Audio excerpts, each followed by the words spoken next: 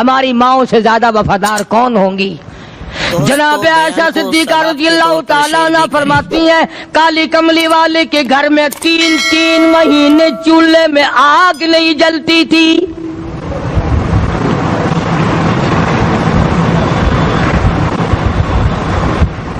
دوسروں کے واسطے ہے سیم و زر و گوہر، اور اپنا یہ حال ہے کہ چولہا ہے بجھا ہوا۔ جناب عائشہ صدیقہ رضی اللہ تعالیٰ عنہ فرماتی ہیں ہمیں 24 گھنٹے میں ایک پانی کا پیالہ اور ایک کھجور کا دانہ ملا کرتا تھا۔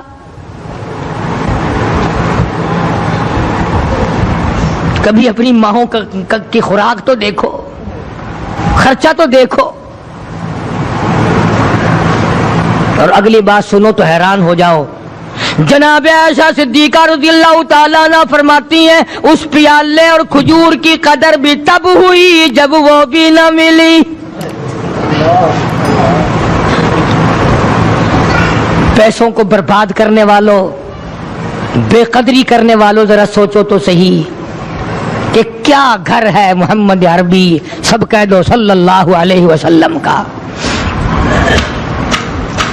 اسی گھر سے خیر و برکت ملی صحابہ کرام کو، لیکن دنیا نہ تھی، بلڈنگ نہ تھی، کوٹھی نہ تھی، بنگلہ نہ تھا، چہل پہل نہ تھی۔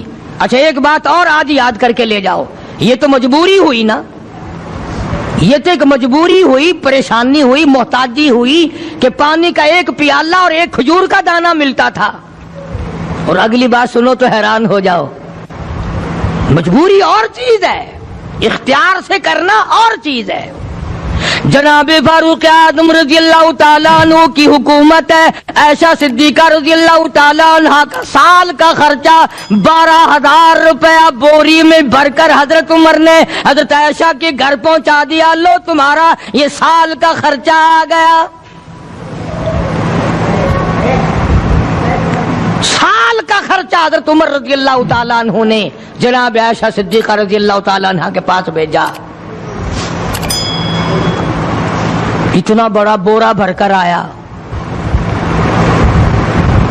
اللہ غنی، بجائے خوش ہونے کے، بجائے مچلنے کے، بجائے فخر کرنے کے، اپنی خادمہ سے فرمانے لگی، حضرت عائشہ خادمہ سے فرمانے لگی میں نے تو اپنے محبوب صلی اللہ علیہ وسلم کے پیٹ پہ پتھر دیکھے، میں نے تو کالی کملی والے کو فاقے کرتے دیکھا۔ خادمہ سے فرمانے لگی اس بوری کے اور میرے درمیان میں کپڑا لٹکا دے، میری آنکھ دیکھنا گوارا نہیں کرتی،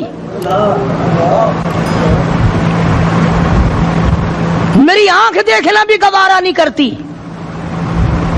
اس نے کپڑا لٹکا دیا۔